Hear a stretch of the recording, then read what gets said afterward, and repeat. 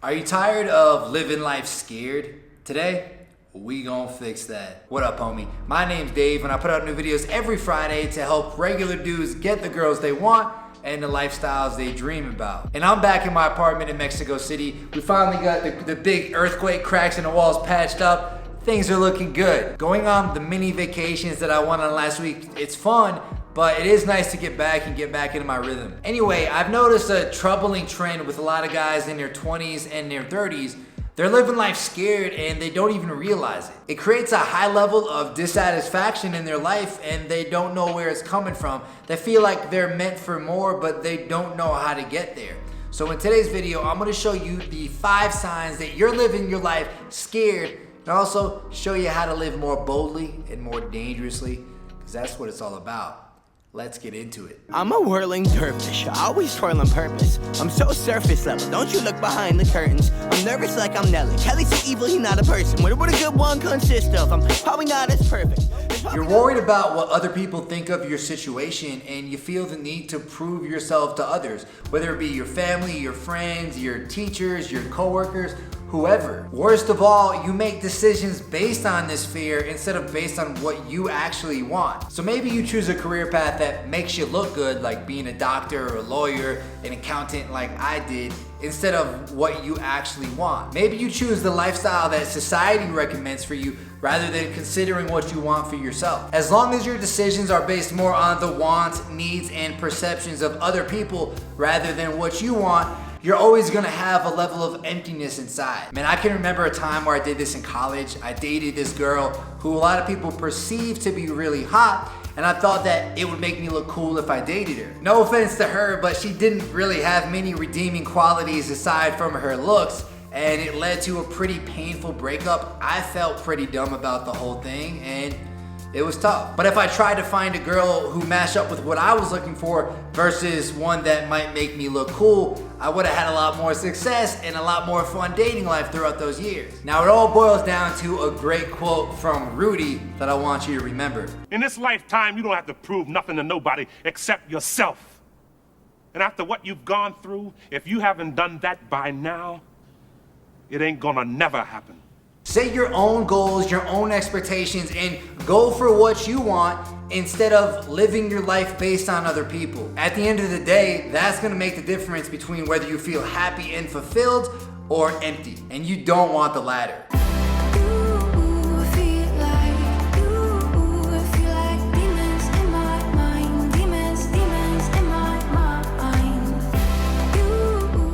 You don't enjoy what you do. Either it's not giving you the freedom you need to live the lifestyle that you want, you don't enjoy the actual work, or maybe even both. A lot of you guys probably relate with this one, and hell, I know I do as well. I spent most of my time in my early 20s feeling trapped in jobs that I couldn't stand, working way more than I wanted to, and for not nearly enough money. Oddly enough, that was kind of part of my strategy. I knew that as long as I had shitty jobs, I was gonna stay motivated to push forward with starting my own business. If you're like most people though, you don't have a plan and you might not even be aware that there are better options.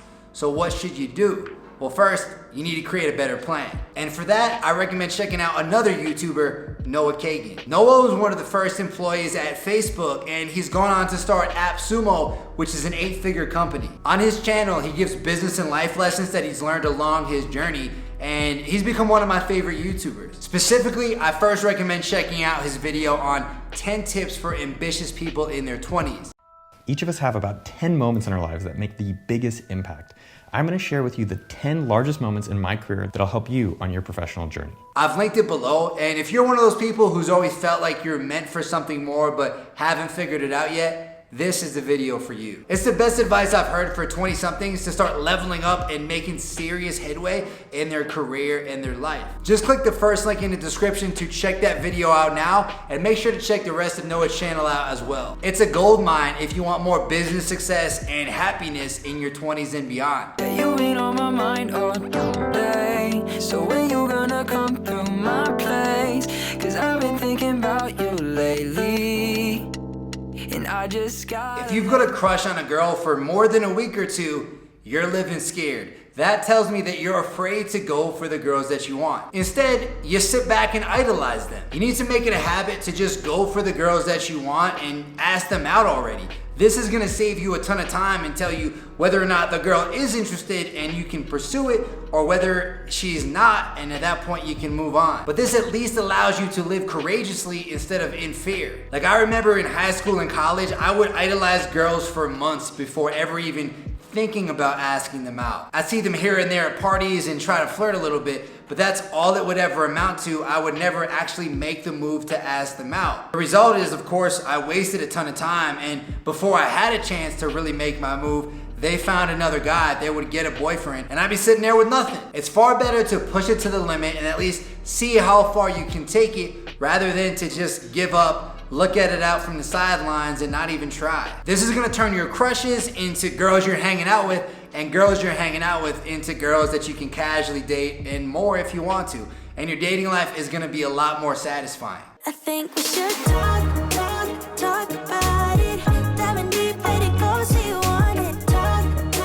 Talk about it. You ever feel like you let people walk all over you because you're afraid of saying something and upsetting the status quo? Maybe it's a boss, a coworker, or even a friend giving you some shit, and you just can't get yourself to say something about it. Then when it comes to your relationships, you struggle to set boundaries, so a lot of times they end up getting started really fast and sort of get out of your control. Because they're built on such a shaky foundation, they usually fall apart fairly quickly. What it all comes down to is being afraid of having those tough conversations. But this can be very detrimental to your overall happiness because you're accepting the short term against the long term. It's better to have the tough conversations up front, better to set the boundary, better to lay the expectations of a relationship up front, because the longer you delay those conversations, the harder they're gonna get later on. For example, a few months ago, I had a student who was letting this girl stay at his house every single weekend and plan out all these future things together, even bringing up the idea potentially of marriage and these long relationships,